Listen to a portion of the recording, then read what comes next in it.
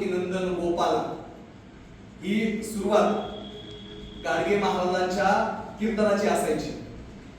खरं तर महाराष्ट्र ही भूमी संतांची, समाज धुरीणांची, समाज सुधारकांची। आपण पूर्वभावी महाराष्ट्र म्हणतो, आपण संतांचा महाराष्ट्र म्हणतो, आपण छत्रपती शिवाजी महाराज, महात्मा फुले, बाबासाहेब आंबेडकर यांचा महाराष्ट्र म्हणतो।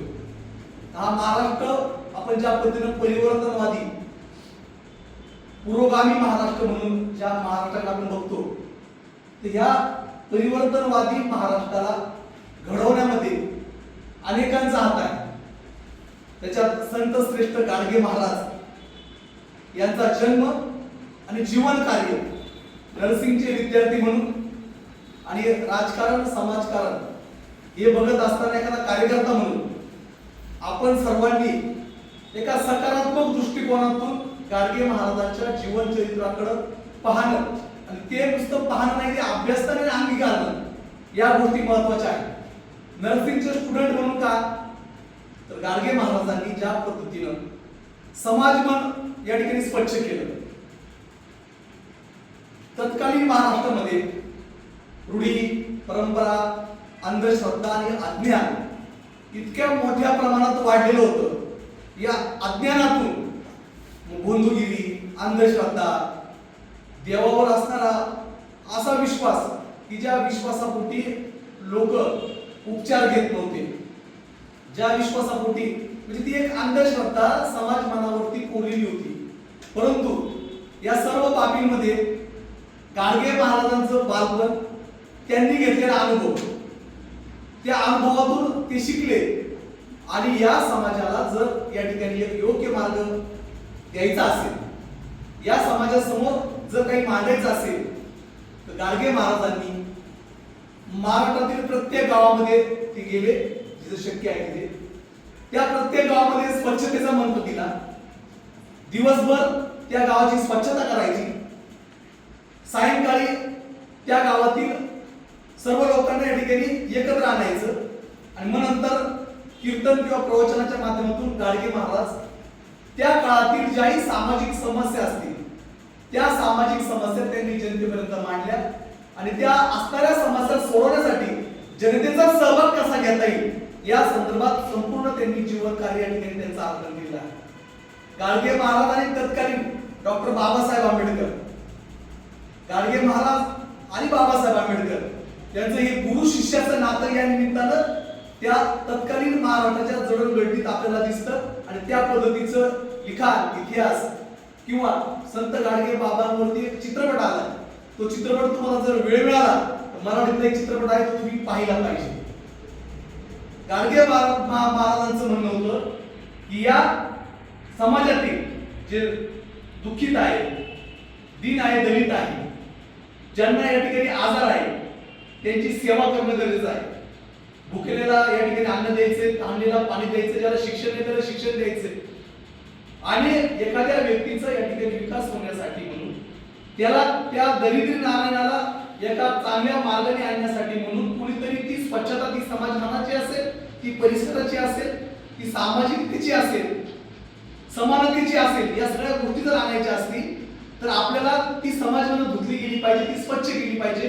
म्हणून गाडगे महाराजांनी या ठिकाणी प्रबोधनाच्या माध्यमातून या ठिकाणी समाजासमोर प्रत्येक गोष्ट मांडली, आणि त्याचा आदर्श तत्कालीन समाजाने, आणि आज आपण सर्वजण गाडगे महाराजांच्या जयंतीच्या निमित्तानं ज्यावेळेस बोलतो तेव्हा हा विचार करतो। गाडगे महाराज म्हणायचे की लोक हो, तुम्हाला जर देव मानायचा असेल तर त्या भाऊराव पाटलाला देव माना, की जो भाऊराव पाटील शेतकऱ्यांच्या मुलाला शिकवतोय, जो भाऊराव पाटील या ठिकाणी मुलांनी शिक्षण घ्यावं, मुलं शिक्षित व्हावी, या मानातील प्रत्येक घरातील विद्यार्थी शिकला पाहिजे म्हणून त्या संस्थेसाठी ते या ठिकाणी वनवन फिरतायत आणि विद्यार्थ्यांना शहाणा करून सोडतायत। त्या भाऊराव पाटलांना देव माना। लोक हो, तुम्ही देव माना, ते बाबासाहेब आंबेडकरांना देव माना, की त्या माणसानं या ठिकाणी गरिबीत शिक्षण घेऊन ज्ञानाचा राजा झाला, परदेशात शिक्षण घेतलंय, आणि समाजाच्या उत्थानासाठी, देशाच्या जडणघडणीसाठी, समाज समतेसाठी जो माणूस झगडतोय त्या बाबासाहेबांना देव माना, त्यांचं ज्ञान अंगीकारा, आणि समाजामध्ये या ठिकाणी नव्या पद्धतीने विकास साधला. गाडगे महाराजांनी या ठिकाणी देणग्या गोळा केल्या. त्या देणग्या गोळा करून मॅडम खूप मोठी मोठी हॉस्पिटल निर्माण केली. कुष्ठरोग्यांची सेवा, जी कुष्ठरोगी लोक तत्कालामध्ये समाज त्या लोकांना या ठिकाणी बहिष्कृत करायचा, अशा कुष्ठरोग्यांसाठी त्यांनी या ठिकाणी उपचाराच्या सोयी केल्या आणि बरेच लोक त्या उपचारातून या ठिकाणी चांगले जीवन जगू लागले. अन्नधान्याची टंचाई असेल, दुष्काळ असेल, अशा परिस्थितीमध्ये गावखेड्यामध्ये या ठिकाणी खूप मोठ्या प्रमाणात अन्नधान्याची टंचाई असेल, तर आजही गाडगे महाराज संस्थानाच्या माध्यमातून गोर गरीब दीनदलितांना जेवणाची व्यवस्था आजही मोफत आहे. अनेक चांगल्या चांगल्या ज्या संस्था आहेत त्या गाडगे बाबांच्या माध्यमातून या ठिकाणी काम करतायत. तर नर्सिंगचे विद्यार्थी म्हणून आणि मी समाजकारणाचा घटक म्हणून मला वाटतं की गाडगे महाराजांनी तुम्हाला मला सर्वांना देशाची, समाजाची, राज्याची सेवा करण्याची या ठिकाणी जी प्रेरणा दिली, ती प्रेरणा तुम्ही नर्सिंगचे स्टुडंट म्हणून या ठिकाणी भविष्यातही ते पुढे चालू केलं पाहिजे. विद्यार्थी मित्रांनो, या ठिकाणी सेवा देत असताना, वैद्यकीय सेवा देत असताना कोणती जात, धर्म, पंथ असा कोणताही भेदभाव न पाळता तुम्हाला मला आपल्याला देशाची, या समाजाची सेवा व्हायची आहे. आणि ही सेवा करत असताना आपल्याला आदर्श म्हणून संत श्रेष्ठ गाडगे महाराजांचा आदर्श आपण डोळ्यासमोर ठेवून पुढे वाटचाल केली पाहिजे. खरं तर आपल्यासाठी आपण भाग्यवान आहोत की आपल्यासाठी अनेक विचारवंत, धुरीण आपल्या समोर, त्यांचा इतिहास, त्यांचं जीवन कार्य डोळ्यासमोर आहे. आणि हे डोळ्यासमोर असताना आपण एक चांगला विकासात्मक या ठिकाणी काम करूया. आपले शिक्षक असतील, आपले मार्गदर्शक असतील, त्या सर्वांना या ठिकाणी डोळ्यासमोर ठेवून आपण एक चांगलं काम उभं करूया.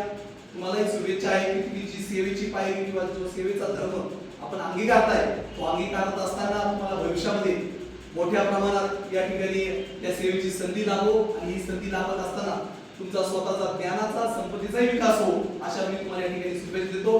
आणि गाडगे महाराजांनी या ठिकाणी ज्या पद्धतीने त्यांचं जीवन कार्य केलंय, त्या जीवन कार्याला स्मरून आपणही शपथ घेऊया की या समाजाची सेवा करण्यासाठी या ठिकाणी कुठलीही अभिलाषा न बाळगता या ठिकाणी भ्रष्टाचार विरोधी, भ्रष्टाचार विरहित आणि सर्वांना समान वागणूक देताना आपण काम करूया, समाजाची सेवा करूया. अशा पद्धतीने आपल्या सर्वांना मी या ठिकाणी सांगू इच्छितो आणि आपल्या सर्वांची रजा घेतो. जय हिंद, जय महाराष्ट्र, जय हिंद.